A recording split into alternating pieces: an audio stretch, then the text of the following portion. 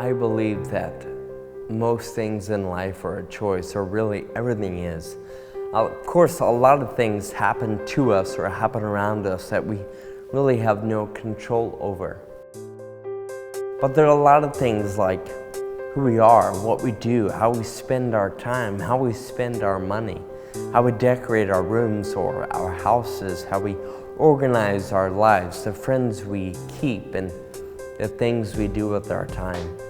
All of that is a choice, and essentially, even when things happen because of accidents or because somebody else did or said something, we still have the choice to respond.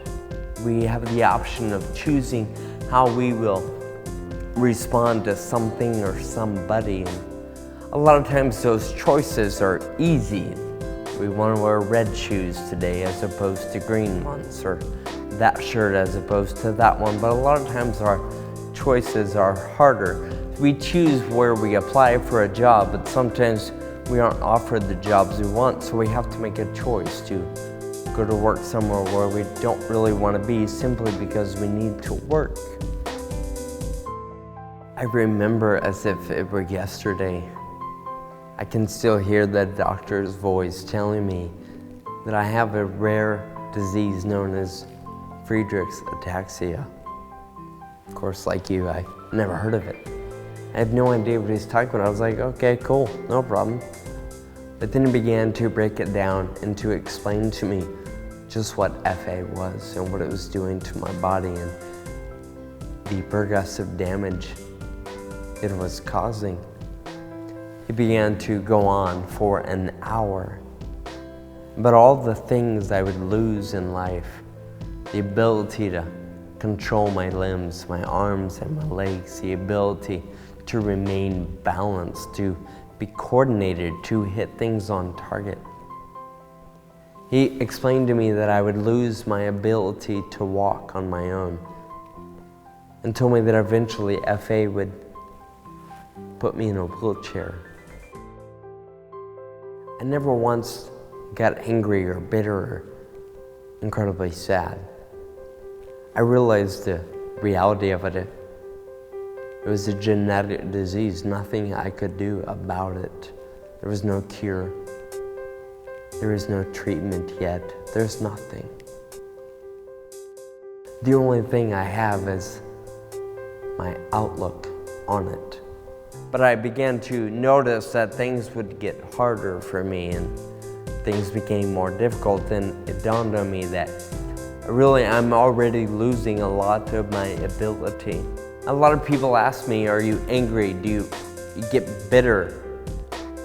Ultimately, the choice and the decision is mine as to how I will respond. And I'll tell you what, the last few years have been an incredible journey for me because I've chosen to respond by taking it by the horns and running as fast and as hard as I possibly can, simply because I still can.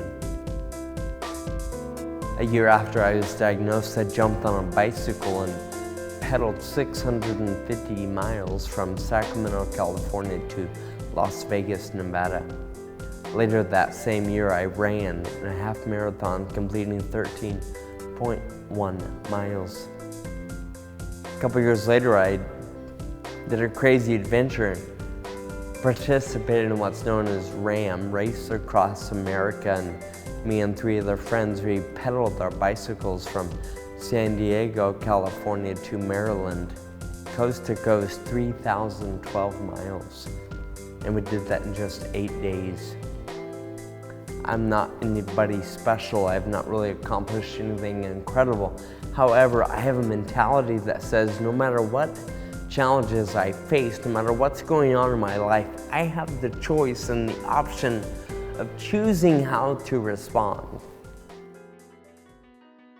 The idea behind determinants is to influence people and to empower those of us whose life and the quality of it is jeopardized into a whole new world that says, you know what, despite what I'm faced with, despite cancer, despite Friedreich's ataxia, despite diabetes, despite age, despite whatever you can think of, I still have the choice of living my life to the absolute fullest. I want to challenge you to think about the options you have. You really can choose to be bitter or angry or depressed or sad. Or you can choose to say, you know what, this is it. But I can still live a great life. I can still live a full life. I can still challenge the people around me and encourage and inspire the people in my world. So the question I have for you today, what are you doing? Who are you? Who have you chosen to be? How will you live your life? How will you influence the world around you beyond all that? How will you react? How will you respond? What will you do when life gets tough?